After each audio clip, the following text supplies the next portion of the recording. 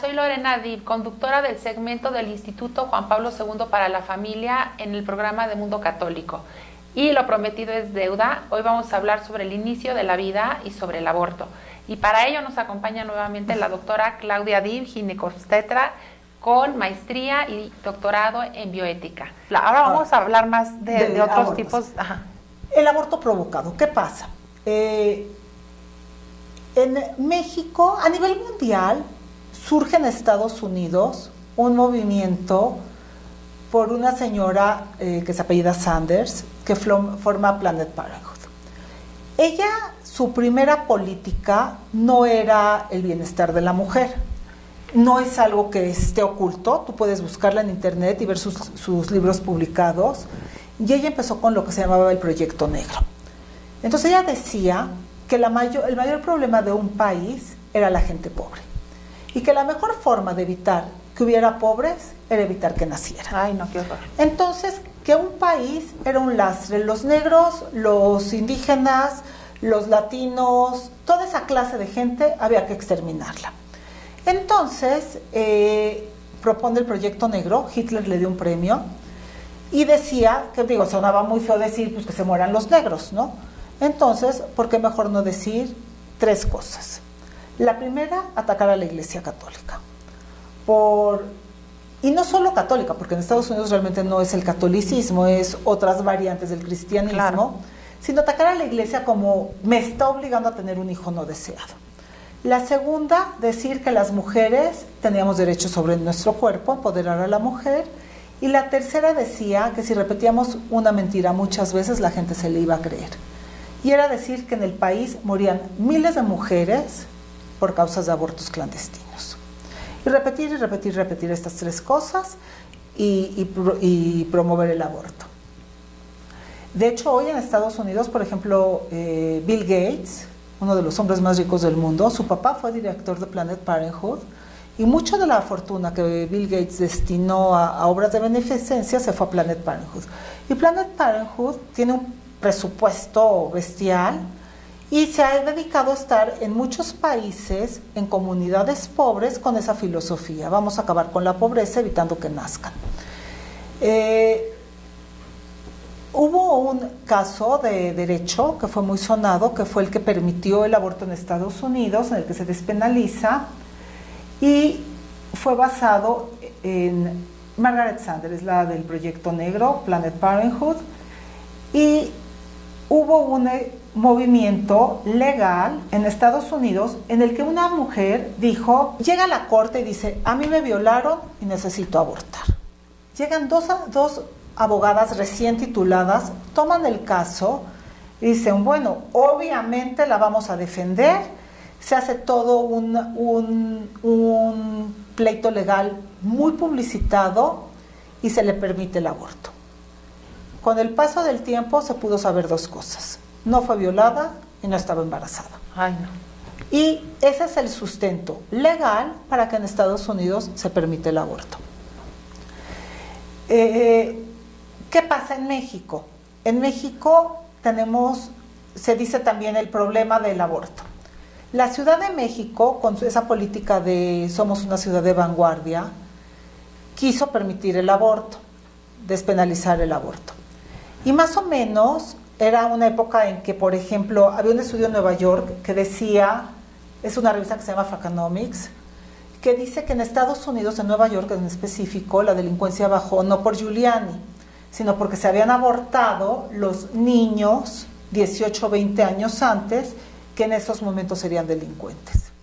Entonces, con ese tipo de consenso de los derechos de la mujer, con una inversión ya muy importante de Planned Parenthood en México, o sea, se ha invertido, el presupuesto de Planned Parenthood en México es mayor que el de muchos estados, te lo tengo que decir, con todo el concepto de vamos a bajar la delincuencia matándolos antes de que nazcan, y los derechos de la mujer, y que es una ciudad de vanguardia, se despenaliza el aborto en la Ciudad de México. Se despenaliza, no se legaliza, solo en la Ciudad de México. ¿Qué quiere decir? Que si alguien lo hace en el Estado de México, sigue siendo castigado. Se decía que eran miles de mujeres. Están todas las páginas del INEGI con las estadísticas de mortalidad. Hay artículos publicados, uno en específico del doctor Eduardo Gallón de perinatología, en el que se demuestra con toda la información que el año que dijeron que habían muerto miles de mujeres en la República Mexicana por abortos provocados, habían muerto 5. Entonces, pues era una mentira. ¿Qué pasa en México? Si tú ves las estadísticas, las pueden buscar en el INEGI, en la página del gobierno del distrito de la Ciudad de México, buscar estadísticas de aborto. ¿Qué tenemos? La gente pensaba que quienes más iban a abortar eran las jóvenes. Pues no, es el menor número. Quienes más abortan son las mujeres adultas. ¿Y por qué? Es una forma de violencia, es una forma de violencia sobre todo de los hombres. Te voy a enseñar esas estadísticas. Grupo de edad de aborto. De 18 a 24 años es el 47%. ¿Qué pasa? Se les pregunta por qué abortan. Abortan porque su pareja no las apoya. ¿Y qué pasa? Se les da seguimiento a largo plazo y hasta en el 90% de los casos la pareja las abandona a final de cuentas, ya después del aborto. Claro. Entonces es una forma de violencia. Yo no me quiero poner un condón y si te embarazas vas y abortas. Claro. Y si no abortas te dejo. Y después también te dejo de todas maneras. Sí. Y dijeras, son mujeres ignorantes. Fíjate las edades. Entre 18 a 29 años tienes casi el 70% de la población. ¿Qué pasa? Suena muy fácil. La gran mayoría de los abortos, tú cuando tienes un embrión, a la semana 12 tienes esqueleto. Entonces, para sacar a ese bebé, tienes que hacer inducto conducción de trabajo de aborto. O sea, tú no lo puedes, o sea, eso de meter pinzas y sacarlo por cachitos simplemente no se hace. Tienes que hacer una inducto conducción y que nazca ese bebito con un esqueleto completo. Por eso es antes de la semana 12, porque se hace con medicamentos. Entonces la paciente suena muy fácil, me dan 2 tabletas, al otro día 2 tabletas y ya se quitó el problema, ya aborté. Entonces, si tú le preguntas ahorita a la gente joven lo ve muy fácil. Lo ve muy fácil porque pues está permitido, la gente lo está haciendo, el medicamento lo puedes comprar sin receta médica y solo son medicinas.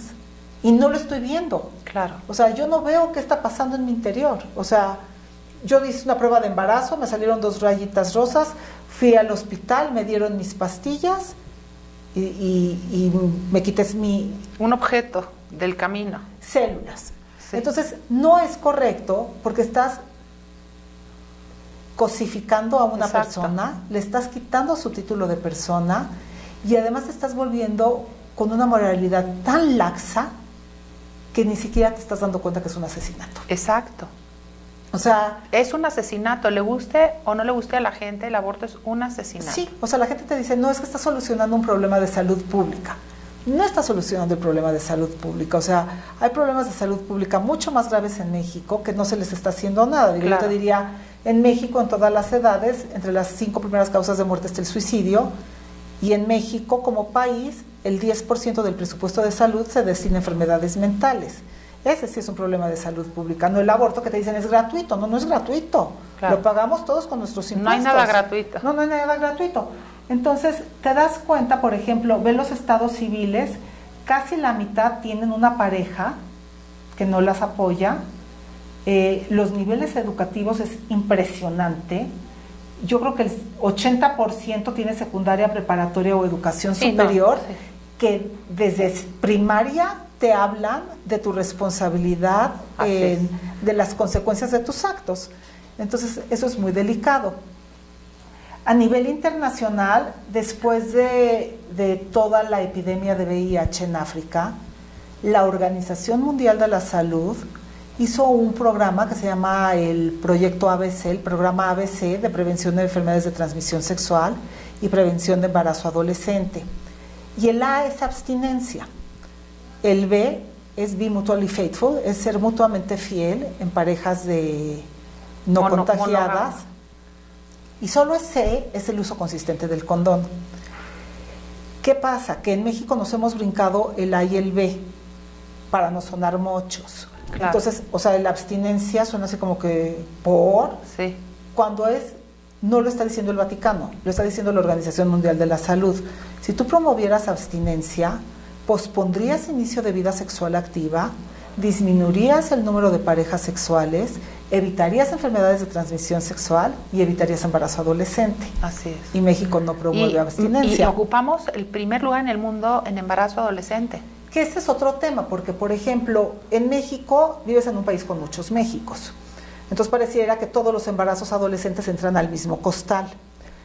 Recuerda que en México tienes una población indígena en un gran porcentaje, tienes un porcentaje muy grande todavía de gente en pobreza extrema. Tenemos 3 tipos de adolescentes que se embarazan en nuestro país. El más grande y por mucho es el de las niñas indígenas que se embarazan con el apoyo de su pareja, el apoyo de sus padres y de su comunidad. Es lo esperado. 13, 14 años se juntan con su pareja y empiezan a tener hijos. Es lo esperado. No tienen otro proyecto, no van a ir ni a la escuela. Así es. ¿Cómo lo podríamos evitar? Cámbiale su proyecto de vida. Que tengan facilidades para ir a secundaria y prepa, proyecto para estudiar medicina, ingeniería, comunicólogas, educación. Músicos, educación es lo que urge. Otra expectativa, Así otro es. proyecto de vida que no sea unirse a una pareja y tener hijos. En ellas el tema no es educación sexual, el tema es que no hay educación. Claro. El segundo grupo es las de la Ciudad de México. Las niñas que asumen que no pasa nada, que tienen relaciones y deciden no asumir las consecuencias de sus actos. Y el grupo más pequeño es el de las mujeres violadas.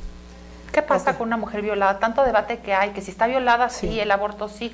Tú como médico, ¿qué pasa si te llega a ti una paciente violada? Digo, existe la objeción de conciencia, sí, pero ¿qué pasa? Ok, ¿qué pasa con las mujeres violadas? A nivel nacional, cuando llega una paciente violada, existe la norma oficial mexicana 046. La norma oficial es el agrupamiento de más o menos 12 normas oficiales.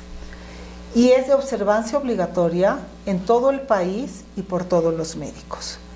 El médico que no respeta esta norma, y no basta justificarse con que no la conoces, puede ser acusado de negligencia o de abandono, de impericia, de inobservancia. Tú no puedes ver a una mujer con moretones y creerle que se cayó. Eso es violencia. Entonces, ¿qué pasa con la norma oficial 046 en caso de violación?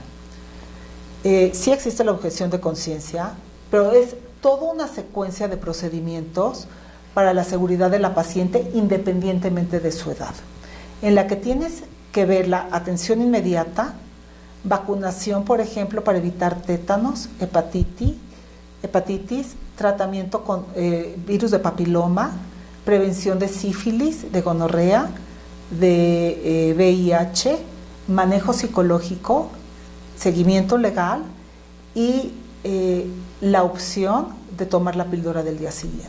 Eso es opcional. O sea, tú le vas a explicar todo a la señora, o sea, a la niña, a la joven o lo que sea. Tú no llegas y le empiezas a inyectar, sino que le explicas, mira, pasa esto, tienes riesgo de infección y te es un plan a todo un año. O sea, como médico tengo la obligación de decirte todo esto y ella tiene la libertad de decidir. Sí. También, o sea, si ella se niega, está en su derecho a negarse. Okay. Pero tú tienes que hacer profilaxis, por ejemplo, dar seguimiento a las 72 horas, dar antibióticos, profilaxis para dar la pastilla del día después. Esa es opcional. O sea, yo te explico que la puedes o no, que puedes quedar embarazada. Ok. O sea, es mi obligación decirte, fuiste violada y puedes quedar embarazada. Con esta tableta podemos evitar el embarazo.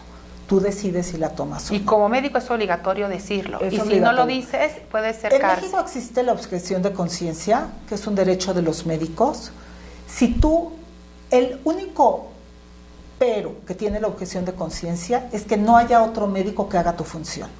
Okay. Si tú estás, por ejemplo, en una clínica que es obligatorio, que es urgente realizar un aborto, aunque sea terapéutico, y tú decides no hacerlo, la única condición es que hayas avisado al hospital que eres objetor de conciencia y que hay otro médico que pueda realizar el procedimiento. Si no hay otro médico que puedas realizar el procedimiento, tú estás obligado a hacerlo. ¿Ok? Y no hay ninguna excusa. Tú caerías en complicidad. Porque tienes que hacerlo. Y yo te voy a dar un ejemplo. El año pasado hubo un caso en Puebla de una niña 13, 14 años, no llega de la escuela, el papá se para en un lugar a ver dónde está la niña viene con un señor y la niña llorando le dice, este señor me acaba de violar. El señor lleva a su hija al Ministerio Público, levantan la denuncia, no conocen la norma 046 que obliga a manejo psicológico y protección legal, y la niña se suicida a los 2 días. Ay, qué horror. Entonces, el manejo psicológico es obligatorio también, o sea, estás en un estrés postraumático. Claro. Entonces, la norma 046 cubre todo eso, todo el aspecto médico, prevención de enfermedades que pueden ser inmediatas, infecciones bacterianas, a largo plazo como virus, el papiloma o VIH, tétanos, la prevención o no del embarazo, que puede ser opcional, y manejo legal para acusar, darle seguimiento en búsqueda del violador, y psicológico, para evitar el estrés postraumático de la violación. Y es de observancia obligatoria en todo el país. Ay, Claudia, pues qué interesante. ¿Qué otro tipo de aborto hay? ¿Estos son todos? Yo te diría que sí, o sea, te digo, habitualmente se dividen en provocado y espontáneo. Médicamente siempre te dicen, por ejemplo, si el niño viniera con alguna malformación. A nivel mundial es también una norma oficial, estás obligada a hacer todo lo que es un tamizaje en cualquier mujer en el primer trimestre del embarazo para diagnóstico de un bebé con malformaciones. ¿Qué pasa si viene con una malformación? Hay veces que las personas piensan que cuando tú haces el diagnóstico prenatal para descartar o no malformaciones, es con fines de aborto. Y no es así. Tú estás obligado a informarle a la paciente. Cabe la posibilidad que elige ese camino, sobre todo en la Ciudad de México. ¿Está permitido abortar por una malformación? Totalmente. Pero puedes dar a luz perfectamente bien a tu bebé. Pero, ¿qué pasa?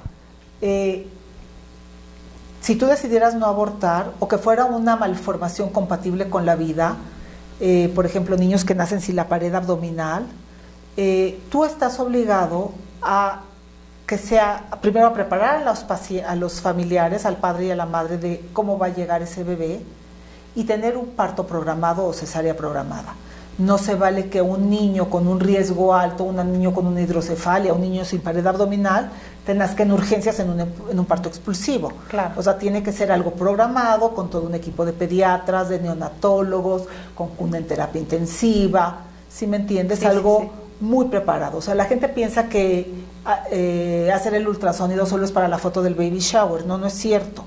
Tú tienes que hacer un diagnóstico real del estado de salud de ese bebé. Tú cuando tratas a una paciente embarazada estás tratando a 2 pacientes, a la mamá y al bebé. Exacto. Entonces tienes que saber que el bebé viene bien, y si no viene bien, prepararte para ver qué vas a hacer.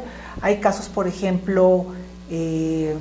Pero no está indicado el aborto por una malformación. No, te voy a dar ese un no ejemplo. está, no es un aborto terapéutico, no. o sea, no es una indicación para abortar. No, Okay. Sí, cabe la posibilidad que los padres lo elijan.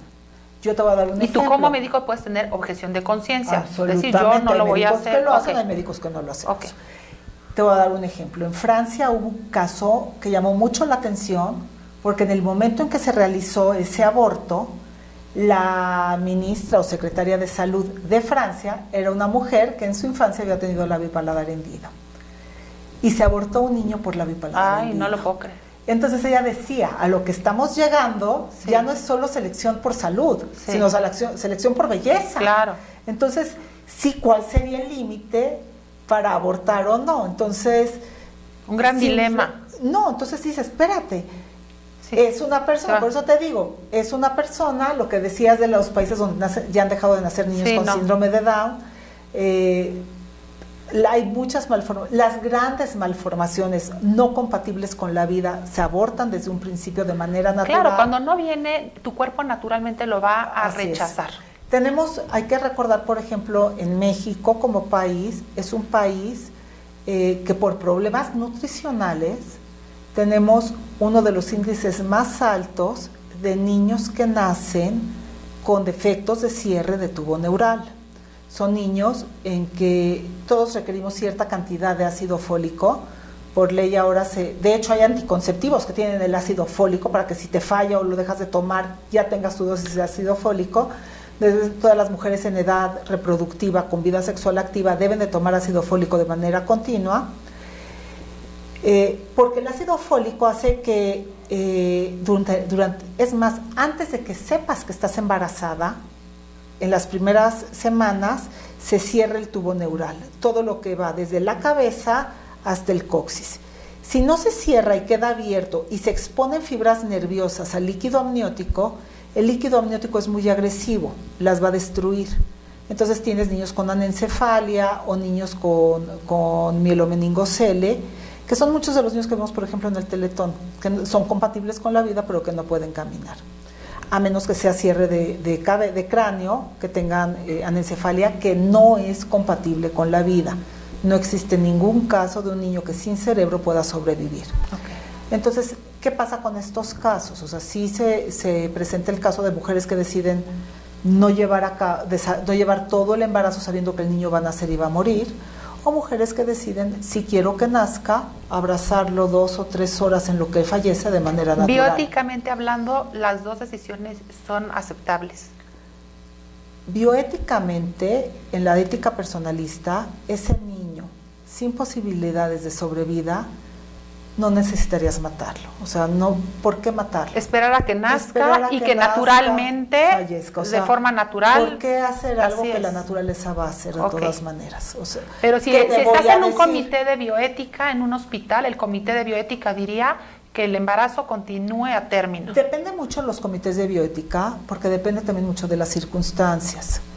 ¿Ok? O sea, un comité de bioética tiene que ver todos los aspectos, todos. O sea, no solo los aspectos clínicos, los aspectos económicos, los aspectos sociales, el entorno familiar, redes de apoyo, las instalaciones hospitalarias del lugar donde va a estar.